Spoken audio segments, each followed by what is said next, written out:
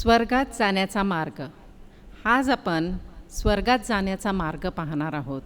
प्रथम आपण हे पाहू की स्वर्ग कशा प्रकारची जागा आहे. बायबल ह्याबद्दल काय सांगते. प्रगटीकरण त्याचा 21वा अध्याय आणि त्याच्या 4थ्या वचनापासून मी वाचत आहे. तो त्यांच्या डोळ्याचे सर्व अश्रू पुसून टाकेल. यापुढे मरण हे नाही, शोक, रडणे व कष्टही नाहीत, कारण पहिले होऊन गेले. स्वर्ग अशी जागा आहे की जिथे रडणं नाही, शोक नाही, दुःख नाही, त्रास नाही आणि देव स्वतः तिथं राहतो आणि देवाबरोबर आपल्याला राहता येईल. आणि म्हणूनच स्वर्ग अशी सुंदरशी जागा आहे आणि तिथं जायला प्रत्येकाला आवडेल. आणि मरण हे अटल आहे. आपण प्रत्येकजण मरणार आणि मरणानंतर आपण कुठे जाणार हे कोणत्या गोष्टीवरून ठरतं, हेच बायबल ह्याबद्दल काय सांगतं आज मी ते तुमच्यापुढं ठेवणार आहे. स्वर्गात जाण्यासाठी पहिले प्रथम आपण हे जाणून घेऊ की हा देव कोण आहे. हा देव जो होता, आहे आणि असणार असा हा देव आहे, ज्याने हे जग निर्माण केले, आकाश आणि पृथ्वी निर्माण केली. ह्यातली प्रत्येक गोष्ट त्याने निर्माण केली. सूर्य, चंद्र, तारे, समुद्र, नद्या, डोंगर, झाडे, सर्व प्राणी आणि मनुष्याला देखील देवाने निर्माण केलं. पण मनुष्याची निर्मिती ही वेगळी होती. 3 गोष्टी आपण लक्षात घेऊया. पहिली प्रथम गोष्ट, देवाने मनुष्याला स्वतःच्या स्वरूपाचे बनवले. दुसरी महत्त्वाची गोष्ट, देवाने मनुष्याला पवित्र स्थितीत बनवले. आणि तिसरी महत्त्वाची गोष्ट, देवाने मनुष्याला स्वतःसंगती सहभागिता घेण्यासाठी बनवले. असे हे 3 कारणं आहेत ज्यासाठी देवाने मनुष्याला घडवले.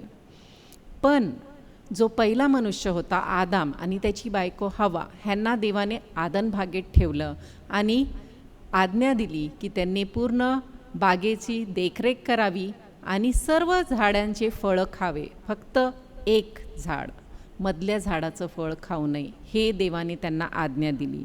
पण मनुष्य प्राणी नेहमी जे नाही सांगितलं ते पहिलं करणार. आणि म्हणून हवाला मोह झाला, सर्पाने मोहात टाकलं. तिला असं पटवून सांगितलं की जर तू ते फळ खाशील तर तू देवासमान होशील. आणि तिलाही तो मोह आवरता नाही आला आणि तिने ते फळ घेतलं, स्वतःही खाल्लं आणि अर्ध आपल्या नवऱ्याला दिलं. आणि अशा प्रकारे ह्या जगात पाप आलं. आणि पापाचा परिणाम काय झाला ते आपण पाहू. मनुष्य त्या काळात नग्न होता, पण त्याला त्याची लाज वाटत नव्हती. पण जसंच त्याने ते फळ खाल्लं तर लज्जा जगात आली. दुसरी गोष्ट, मनुष्याने जे स्वरूप देवाचं त्याच्याकडं होतं ते हरवून टाकलं, ते बिघडून गेलं, विकृत झालं. दुसरी गोष्ट आपण पाहतो की मनुष्य जो पवित्र स्थितीत होता, ती पवित्र स्थिती ही मनुष्याने गमावली. चौथी गोष्ट आपण पाहतो की देवासंगती जी सहभागिता होती ती देखील तुटली. म्हणजे या 3 कारणास्तव देवाने मनुष्याला बनवलं होतं, ते 3ही कारण मनुष्याने गमावून टाकले. 5वी गोष्ट, मनुष्याने देवाची समक्षता गमावली. 6वी गोष्ट, मरण जगात आले. 7वी गोष्ट, मनुष्य आध्यात्मिकरित्या मेला. 8वी गोष्ट, प्रत्येक जन्मणाऱ्या व्यक्तीत मूळ पाप अनुवंशिक झाले. बरं, ह्याचा अर्थ समजणं कदाचित तुम्हाला कठीण वाटेल, पण मी सोप्या भाषेत सांगते की मनुष्याची जी प्रत्येक प्रवृत्ती आहे, प्रत्येक कल आहे, तो पापाकडे झाला. आणि पाप म्हणजे काय? पुष्कळदा आपला गैरसमज असतो की पाप म्हणजे खून, चोरी, व्यभिचार अशा मोठ्या मोठ्या गोष्टी. पण पाप फक्तच ते नाही आहे. पाप म्हणजे आपण जर खोटं बोललो तर तेही पाप आहे. आपण जर कुणाला लुबाडले तर तेही पाप आहे. आपण भांडलो तरी ते पाप आहे. शिवीगाळ केली तरी ते पाप आहे. एखादं व्यसन केलं, कोणतंही असू शकतं, सिगरेट, दारू, सुपारी, पान किंवा गुटखा किंवा एखादी पुडी खाणं, ज्याची ही सवय लागून जाते, असे प्रत्येक जी सवय आहे किंवा व्यसन आहे ते देवाच्या नजरेत पाप आहे. आणि ते आपल्या शरीराला भ्रष्ट करते. जे शरीर देवाने आपल्याला दिलेले आहे त्याला भ्रष्ट करते. कारण आपल्यालाही माहीत आहे की प्रत्येक अशा गोष्टींवर आधीच लिहिलेलं असतं, लाईक जसं सिगरेट आहे, cigarette smoking is injurious to health, हे आपल्याला सर्वांना माहीतच आहे. आणि अशा रीतीने हे जे सर्व पाप आहेत ते तर कृतीतले आहेत, पण असेही पाप आहेत जे मनाचे पाप आहेत. मनाचे पाप म्हणजे लोभ किंवा वाईट विचार करणं, गर्व करणं, एखादी गोष्ट आपल्याकडं आहे आणि त्याचा गर्व आपल्याला झाला तर ते पाप आहे. जर दुसऱ्याकडं एखादी गोष्ट आहे आणि ती आपल्याला त्याचं वाईट वाटत आहे तर जलस्य निश्चित आपल्या मनात आहे, आपण त्या व्यक्तीचा जळफळा करत आहोत. जर कुणी आपल्या संगती वाईट वागलेलं आहे आणि त्या व्यक्तीविषयी आपण राग मनात धरून आहोत तरी आपण पापात आहोत. कटुत्व मनात ठेवणं हे पाप आहे. एखाद्या गोष्टीचा लोभ धरणं हे पाप आहे. आणि अशा प्रकारे अनेक पाप आपल्या जीवनात आहे. आणि हे पाप आपण अगदी लहान बाळापासून पण पाहू शकतो. पुष्कळदा आपण म्हणतो चिल्ड्रन्स आर इनोसेंट. हो, काही बाबतीत. पण जर तुम्ही एखाद्या बाळाकडं लक्ष केलं तर खूप लवकर हे बाळ शिकून घेतं जगात आल्यानंतर की मी रडल्यावर मला जे पाहिजे ते मिळतं. आणि कशा प्रकारे ते ढोंगीपणाने रडतं हे तुम्ही पाहिलेलंच आहे. जेव्हा आपणही लहान होतो तेव्हा जर आपल्याकडून काही फुटलं तर कितीदा असं झालं की आपण ते कबूल केलं की हो मी हे फोडलं. किंवा आपण कितीदा असं झालेलं आहे की आपल्या आईवडिलांचे टीचर्सचे आज्ञा पाळलेल्या नाहीत. आणि अशा प्रकारे लहान असतानाही जे चांगलं करणं आहे ते आपल्याला शिकवावं लागायचं, पण जे वाईट आहे ते आपण स्वतःच शिकून घ्यायचं. आणि अशा प्रकारे हे पुष्कळसे पाप आपल्या जीवनात आहे. जर आपण म्हटलं 3 प्रकारचे पाप आहेत. आपण पाप बोलण्यामध्ये करतो, आपण पाप विचारांमध्ये करतो, आपण पाप कृतीमध्ये करतो. तर हे तिन्ही पाप आपल्याकडून घडत असतात, सतत आणि सतत घडत असतात. जर आपण उदाहरणार्थ घेतलं की आपल्याकडून हे तिन्ही पाप एका दिवसात एकदा होतात, म्हणजे 3 पाप एका दिवसात होत आहे. आता मी हे मिनिमम म्हणत आहे कारण मॅक्सिमम तर कितीही आपण करत असू, पण मिनिमम 3 पाप जर आपण धरले तर एका दिवसात 3 पाप, तर महिन्याचे किती झाले? 90 पाप. आणि वर्षाचे किती झाले? 1080. आणि ह्याचाच अर्थ आपण एका वर्षात 1000च्या वर पाप करतो. आणि जर आज आपलं वय उदाहरणार्थ 30 वर्ष आहे तर 30,000 पाप तर ऑलरेडी झालेले आहेत. आणि जर आपण पापात जीवन जगतो तर निश्चित आपण स्वर्गात जाऊ शकणार नाही. आपण पुन्हा प्रगटीकरण त्याच्यातलं एक वचन पाहू. प्रगटीकरण त्याचा 20वा अध्याय आणि 15वं वचन मी तुमच्यासाठी वाचते. ज्या कोणाचे नाव जीवनाच्या पुस्तकात लिहिलेले सापडले नाही तो अग्नीच्या सरोवरात टाकीला गेला. होय प्रियांनो, जर आपलं नाव जीवनी पुस्तकात नसलं तर निश्चित आपण नरकात टाकले जाऊ. आणि ह्या जीवनी पुस्तकात आपलं नाव न येण्याचं कारण म्हणजे पाप असू शकतं. आणि म्हणूनच पापाचा तोडगा आपल्या जीवनामध्ये झाला पाहिजे. इतके पाप जर आपल्या जीवनात आहे, हा पापाचा जो कर्करोग आहे तो आपल्या जीवनातून कसा काढून टाकला जाणार? आणि ह्यासाठीच देवाने योजना बनवली. आपण पाहतो की हा जो जिवंत देव आहे तो प्रीती करणारा देव आहे. देव प्रीती आहे आणि तो आपल्या हस्तकृतीवर प्रीती करतो. तुम्ही आणि मी त्याची हस्तकृती आहोत आणि आपल्यावर त्याचं फार प्रेम आहे. आणि म्हणून त्याने मोशेच्या काळात आज्ञा दिल्या, नियमशास्त्र दिलं आणि सांगितलं होतं की जो कोणी हे पाळेल ते नीतिमान ठरतील. पण त्याला हेही माहीत होतं की कुणीच पूर्णपणे हे पाळू शकणार नाही, म्हणून त्याने मुभाही दिली होती. आणि ती मुभा म्हणजे होती की अर्पण करायचे, प्राण्यांचं अर्पण, कोकरूचं अर्पण करायचं होतं. आणि असं झालं की लोकांकडून जेव्हा पाप घडायचे ते हे अर्पण करायचे, पण एक पाप एक अर्पण, दुसरं पाप दुसरं अर्पण, आणि असं चालत गेलं. आणि म्हणून देवाने आणखीन एक सुयोजना बनवली आणि ती म्हणजे त्याने आपला एकुलता एक पुत्र म्हणजे येशू ख्रिस्ताला ह्या जगात पाठवलं. एक गोष्ट मी तुम्हाला क्लिअर करते की जेव्हा मी पुत्र म्हणते त्याचा अर्थ असा मुळीच नाही की देवाला बायको आहे आणि पुत्र आहे. आम्ही त्रैक्य देवामध्ये विश्वास ठेवतो.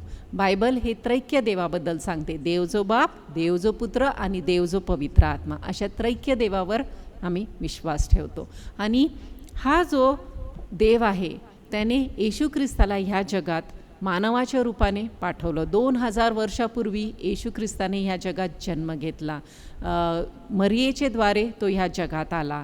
आणि ज्या प्रकारे पूर्ण जगातल्या लोकांचं जन्म होतो तशा प्रकारे येशूचा जन्म झालेला नाही. स्त्री आणि पुरुषाच्या संबंधाद्वारे येशूचा जन्म झालेला नाही. पण मरिया जी होती ती कुमारिका असतानाच तिच्या पोटी हा गर्भ राहिला आणि ही देवाची सुयोजना होती. आणि अशा प्रकारे येशू ह्या जगात आला. जेव्हा ह्या जगात तो आला तर त्याने उपदेश केला, रोग बरे केले, मेलेल्यांना देखील उठवलं. पण तो एका विशेष कारणाने आला होता आणि ते म्हणजे आपल्या पापांसाठी स्वतःचा प्राण देण्यासाठी तो आला होता. जे पूर्ण जगाचे पाप आहेत त्याचं जे दंड आहे त्याने स्वतःवर घेतलं. तो आपल्या जागी मेला. त्याने स्वतःचं रक्त आपल्यासाठी सांडलं. कारण बायबल सांगतं की पापाचं जर मोचन व्हायचं असेल तर रक्त सांडलं जाणं गरजेचं आहे. आणि म्हणून येशू ख्रिस्ताने आपल्या पापांसाठी स्वतःचं रक्त सांडलं. तो आपल्या जागी मेला, पण मेलेला नाही राहिला. तिसऱ्या दिवशी पुन्हा जिवंत झाला आणि आजही जिवंत आहे आणि पुन्हा एकदा येणारे जितके त्याच्यावर विश्वास ठेवतात त्यांना आपल्या संगती घेऊन जायला. आणि म्हणून त्याचं दुसरं येणंही आहे, ते जवळ आहे. जर तो येऊपर्यंत आपण जर त्याचा स्वीकार केलेला आहे तर निश्चित आपण त्याच्याबरोबर जाऊ शकू. पण जर तो यायच्या आधी आपण मरण पावलो तरीही निश्चित आपण स्वर्गात जाऊ. हे एक महान सत्य आहे जे आपण लक्षात ठेवलं पाहिजे की जर आपण येशूचा स्वीकार केला, त्याच्या मार्गाचा स्वीकार केला, तर जर आपल्याला मरण आलं तरी आपण स्वर्गात निश्चित जाऊ. आणि आपण मरायच्या आधी जर आपण हयातीत असतानाच येशू आला तर तो निश्चित आपल्याला त्याच्या संगती घेऊन जाईल. हे महान सत्य आपण लक्षात ठेवूया. आणि आता आपण हे पाहूया की जर आपल्याला स्वर्गात जायचं तर काय करावं लागतं. तर 4 पायऱ्या आहेत, मी ते तुमच्या पुढं ठेवत आहे. आणि जी पहिली पायरी आहे त्याच्याबद्दल सांगायच्या आधी मी एक आणखीन सत्य तुमच्या पुढं ठेवते. बायबलमध्ये योहान त्याचा 1 अध्याय आणि 12व्या वचनामध्ये आपल्याला सांगितलेलं आहे की जितक्यांनी त्याचा स्वीकार केला तितक्यांना, म्हणजे त्याच्या नामावर विश्वास ठेवणाऱ्यांना त्याने आपले पुत्र होण्याचा अधिकार दिला. आणि आपल्याला असं आतापर्यंत वाटत होतं की पूर्ण जगातले लोक त्याचे लेकरं आहेत, पण तसं नाही. बायबल सांगतं की जितक्यांनी त्याचा स्वीकार केला व त्याच्या नामावर विश्वास ठेवला तितक्यांनाच त्याने आपले मुली होण्याचा अधिकार दिला. आणि त्याला स्वीकारणं म्हणजे काय? त्याला स्वीकारायचं असेल तर मग आपल्याला ह्या 4 पायऱ्या जे मी तुम्हाला सांगणार आहेत त्या आपल्या जीवनामध्ये कराव्या लागतील. जी पहिली पायरी आहे ती म्हणजे आपण आपल्या पापांची क्षमा मागायची आहे. आणि त्यासाठी बायबलमध्ये 1 योहान 1:9 हे वचन सांगितलेलं आहे. जर आपण आपले पापे पदरी घेतले तर तो विश्वसनीय व न्यायी आहे, म्हणून आपल्या पापांची क्षमा करेल व आपल्याला सर्व अधर्मापासून शुद्ध करेल. म्हणजे ह्या वचनाप्रमाणे आपल्याला आपले पापे पदरी घ्यायचे. पदरी घेणं म्हणजे काय? पदरी घेणं म्हणजे आपले पाप मान्य करणं. फक्त आपल्याला आपले पाप देवापुढे मान्य करायचे आहेत, मानवापुढे नाही, लोकांपुढे नाही, पण देवापुढे हे पाप आपल्याला मान्य करायचे आहेत आणि देवाला सॉरी म्हणायचं आहे. फक्त एवढंच करायचं आहे. देव काही मोठी गोष्ट मागत नाही आहे की आपण स्वतःला काहीतरी त्रास करून घ्यावा किंवा हे जग सोडून कुठंतरी जंगलात निघून जावं. पण आपल्याला एवढंच सांगितलं की आपल्याला आपले पाप मान्य करायचे आहेत देवापुढं. आणि तो 2 गोष्टीची हमी घेतो, आपल्या पापांची क्षमा करण्याची व आपल्याला सर्व पापांपासून शुद्ध करण्याची. दुसरी पायरी आपण पाहणार आहोत. दुसरी पायरी आपल्याला त्यासाठी एक वचन वाचावं लागेल. योहान त्याचा 3 अध्याय आणि 16वं वचन. हे बायबलमध्ये आढळतं की देवाने असं म्हटलेलं आहे, देवाने जगावर एवढी मोठी प्रीती केली की त्याने आपला एकुलता एक पुत्र दिला, ह्यासाठी की जो कोणी त्याच्यावर विश्वास ठेवेल त्याचा नाश होऊ नये, परंतु त्याला अनंतकालिक जीवन प्राप्त व्हावं. इथं सांगितलेलं आहे की देवाने कुणावर प्रीती केली? पूर्ण जगावर. फक्त ख्रिस्ती लोकांवर नाही, पण पूर्ण मानव जातीवर देवाने प्रीती केली आणि त्यासाठीच त्याने आपला एकुलता एक पुत्र दिला आहे. आणि जो कोणी, इथं सांगितले, जर तुमचं नाव दीपाली असेल आणि तुम्ही जर म्हटलं की जर दीपालीनी त्याच्यावर विश्वास ठेवला तर तिचा नाश होऊ नये, परंतु तिला अनंतकालिक जीवन प्राप्त व्हावं. जे कोणी तुम्ही ऐकणारे आहात, तुम्ही तुमचं नाव ह्या वचनामध्ये टाकू शकता. जो कोणी त्याच्यावर विश्वास ठेवेल त्याचा नाश होणार नाही, परंतु त्याला अनंतकाळिक जीवन प्राप्त होईल. अनंतकाळिक जीवन म्हणजे काय? अनंतकाळिक जीवन म्हणजे ह्या मरणानंतरही आपण जिवंत राहणार स्वर्गात देवाबरोबर. आणि हे जीवन 100 वर्षाचं नाही, 1000 वर्षाचं नाही, 1,00,000 वर्षाचं नाही, करोड वर्षाचं नाही, पण नेहमी नेहमी नेहमी अनंतकाळिक जीवन आहे, नेहमी टिकणारं जीवन आहे. आणि ते आपल्याला फक्त देवावर विश्वास ठेवून, येशू ख्रिस्तावर विश्वास ठेवून प्राप्त होऊ शकतं. तिसरी पायरी आपण पाहणार आहोत आणि त्यासाठीही आपण एक वचन पाहणार आहोत बायबलमधलं प्रगटीकरण त्याचा 3रा अध्याय आणि 20वे वचन. त्यामध्ये येशू म्हणतो, पहा मी दाराशी उभा आहे व दार ठोकीत आहे. जर कुणी माझा शब्द ऐकून दार उघडेल तर मी त्याच्यामध्ये आत येऊन त्याच्याबरोबर जेवीन आणि तो माझ्याबरोबर. येशू कोणत्या दारावर ठोकत आहे? होय प्रियांनो, येशू आपल्या मनाच्या दारावर ठोकत आहे. त्याला आत यायचं आहे, त्याला आपल्या अंतःकरणात यायचं आहे. पण तो बळजबरी कोणाच्या जीवनात घुसणार नाही, फोर्सफुली कोणाच्याच जीवनात येणार नाही. हा ज्याचा त्याचा स्वतःचा निर्णय आहे की येशू ख्रिस्ताला आपण आपल्या जीवनात घ्यायचं की नाही घ्यायचं. हे प्रत्येकाचा वैयक्तिक निर्णय आहे. दुसरा कोणी तुमच्यासाठी हे निर्णय घेऊ शकत नाही.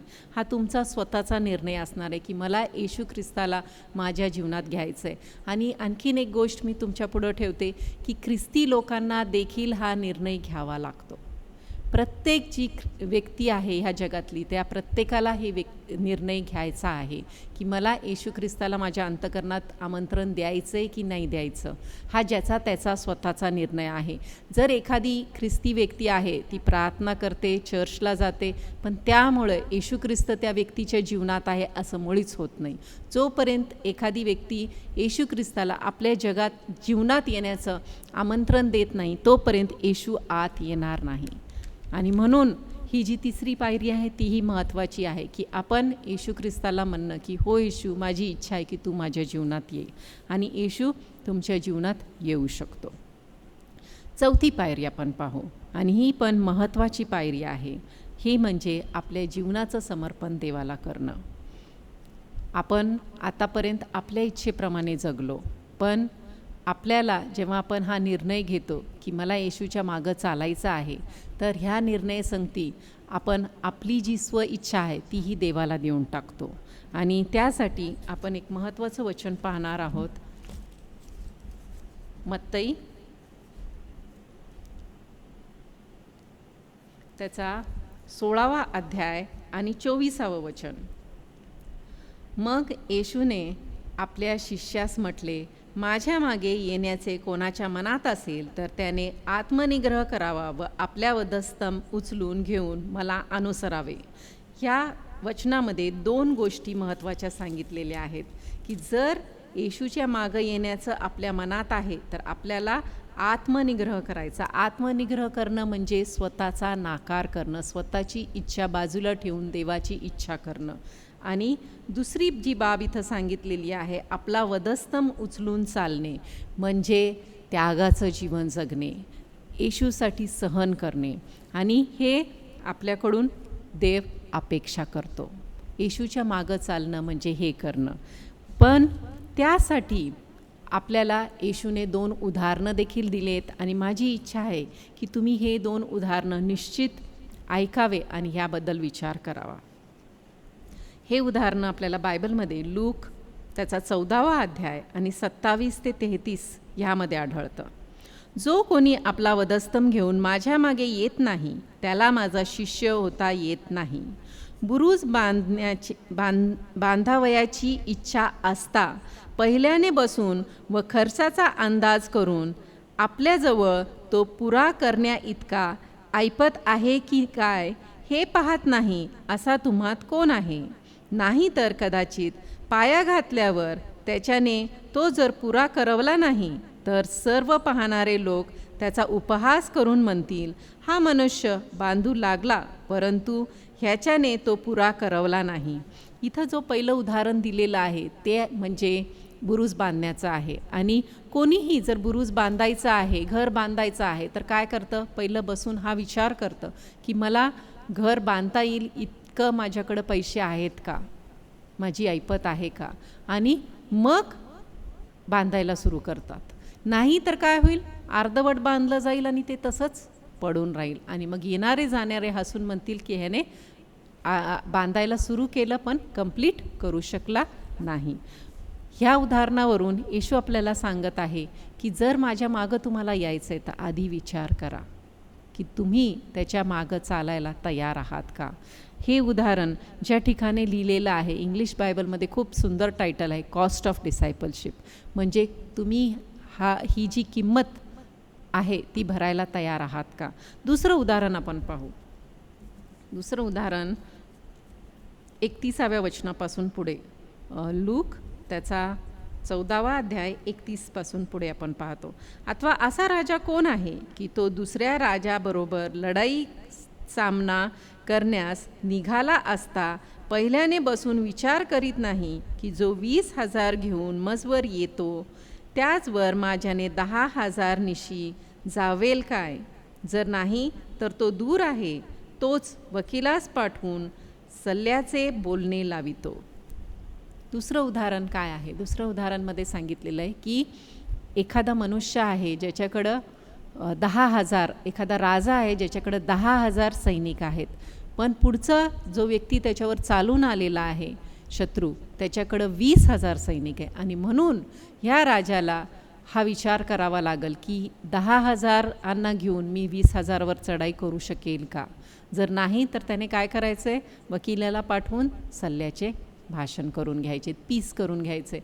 हेच जे उदाहरण आहे ते आपल्याला हे शिकवत आहे की आपणही आधी विचार करावा की मी येशूच्या मागं माझ्या पूर्ण आयुष्यभर चालू शकेन का. जर नाही तर तो म्हणत आहे की तुम्ही आधीच विचार करा, समर्पण करू नका. जर आपल्याला देवाच्या मागे चालायचं आहे तर आपल्या पूर्ण जीवनाचं समर्पण करणं महत्त्वाचं आहे. त्याने आपल्याला त्याच्या पाठीमागं चालण्यास बोलवलेलं आहे. आपल्यासाठी, आपल्याला तारण देण्यासाठी किंवा आपला उद्धार करण्यासाठी, मुक्ती देण्यासाठी आपल्यासाठी येशू ख्रिस्ताला या जगात पाठवलं, ज्याने आपल्यासाठी प्राण दिला, स्वप्राण दिला, तो आपल्या जागी मेला. ह्या गोष्टीला पुढं ठेवून जर आपणही ज्या देवाने आपल्यावर इतकं प्रेम केलं आहे त्याच्यावर प्रेम करायचं ठरवलं तर आपण आपलं जीवन त्याला देऊ शकतो. ज्या कुणी तुम्ही जे ऐकत आहात, तुम्हाला हे निर्णय घ्यायचा आहे की हे सर्व ऐकल्यानंतरही हो मला येशूचा स्वीकार करायचा आहे, मला ह्या 4 पायऱ्या करायच्या आहेत, तर तुम्ही ही छोटीशी प्रार्थना करू शकता. कशा प्रकारे ही प्रार्थना करावी मी तुम्हाला दाखवते. मी स्वतः प्रार्थना करते. तुमची इच्छा असेल तर तुम्ही माझ्याबरोबर ही प्रार्थना करू शकता. आपण प्रार्थना करू. हे देवबापा, ह्या वेळेला मी माझ्या सर्व पापांची क्षमा मागते. प्रभू, आतापर्यंत जे काही पाप मी माझ्या जीवनात केलेले आहे त्या सर्वांसाठी तू मला क्षमा कर. प्रभू, मी माझ्या जीवनाचं दार तुझ्यासाठी उघडते. तू माझ्या जीवनामध्ये ये. मी तुझ्यावर विश्वास ठेवते आणि प्रभू आतापासून मी माझ्या जीवनाचं समर्पण पूर्णपणे तुला करते. प्रभू, आतापासून मी माझी इच्छा करणार नाही पण तुझी इच्छा करेन. हे माझं जीवन तू स्वीकार. मी तुझ्या मागं चालायला तयार आहे. मी येशूच्या नावाने ही प्रार्थना मागते म्हणून ऐक. आमेन. ही छोटीशी प्रार्थना आहे. जर अंतःकरणापासून तुम्ही ही केली तर निश्चित ह्या क्षणी येशू तुम्हाला क्षमा करत आहे आणि तुमच्या जीवनात येत आहे आणि तुमच्या जीवनाचा ताबा त्याने घेतलेला आहे. आणि तो इब्रिकरास पत्रामध्ये म्हणतो की मी तुला कधी सोडणार नाही व तुला टाकणार नाही. हा देव आपल्याला कधीच सोडणार नाही. आपल्याला येशूचा स्वीकार केल्यावर 5 गोष्टी करण्याची गरज आहे आणि मी ते तुम्हाला सांगते. पहिली गोष्ट, बायबल वाचणे हे गरजेचं आहे. कारण बायबलच्याद्वारे देव आपल्या संगती बोलतो, त्याची अपेक्षा आपल्याला समजते आणि देवाची अधिक ओळख आपल्याला होते, त्याचे गुणधर्म आपल्याला समजतात. दुसरी गोष्ट, प्रार्थना करणं गरजेचं आहे. प्रार्थना म्हणजे देवासंगती बोलणं. आणि आपण आपलं जे जीवन आहे त्यामध्ये जर आपल्याला आध्यात्मिक रीतीने वाढायचं आहे तर त्याचं ऐकणं आणि आपण त्याच्या संगती बोलणं ह्या दोन्ही गरजेच्या गोष्टी आहेत. तिसरी गोष्ट, आज्ञापालन. जे काय आपण बायबलमध्ये वाचतो त्याप्रमाणे जीवन जगणं, ते आपल्या आचरणात आणणं हे गरजेचं आहे. चौथी गोष्ट, आपल्याला सहभागिता घेणं गरजेचं आहे. सहभागिता घेणं म्हणजे जे दुसरे विश्वासणारे आहेत, ज्यांनी आपल्यासारखंच समर्पण केलं आहे, त्यांच्या संगती आपण बोलू शकतो, वेळ घालवू शकतो, ज्याच्याद्वारे आपण आध्यात्मिक रीतीने वाढू शकतो. आणि म्हणून चर्चला जाणं आणि बायबल वाचणं, प्रार्थना करणं या महत्त्वाच्या गोष्टी आहे. आणि शेवटची एक गोष्ट, 5वी गोष्ट जी आपण करायची आहे ती म्हणजे साक्ष देणं. इतरांना जे देवाने आपल्यासाठी केलेलं आहे ते सांगणं. आणि अशा ह्या 5 गोष्टी जर आपण आपल्या जीवनात केल्या तरच आपली आध्यात्मिक वाढ होऊ शकते, नाहीतर नाही. ज्या क्षणी आपण येशूला आपल्या जीवनात स्वीकारलं त्याच क्षणी आपलं आध्यात्मिक जीवन सुरू झालेलं आहे. पण या आध्यात्मिक जीवनात जर वाढायचं आहे तर बायबल हे आपलं जेवण आहे आणि ते रोज जेवणं गरजेचं आहे. जर आपण ते जेवलो नाही तर आपण अशक्त होऊन जाऊ आणि कालांतराने मरूही शकतो आध्यात्मिक रीतीने. आणि म्हणून आपण रोज आणि रोज ह्या वचनांचं सेवन करणं फार गरजेचं आहे. आणि म्हणून मी तुम्हाला उत्तेजन देते की धार्मिक, पवित्र आणि देवाला प्रिय असं जीवन जगा, पापापासून दूर राहा आणि देव तुम्हाला मोठ्या प्रमाणात आपल्या गौरवासाठी वापरल्याशिवाय राहणार नाही. देव तुम्हाला आशीर्वाद देव. थँक्यू.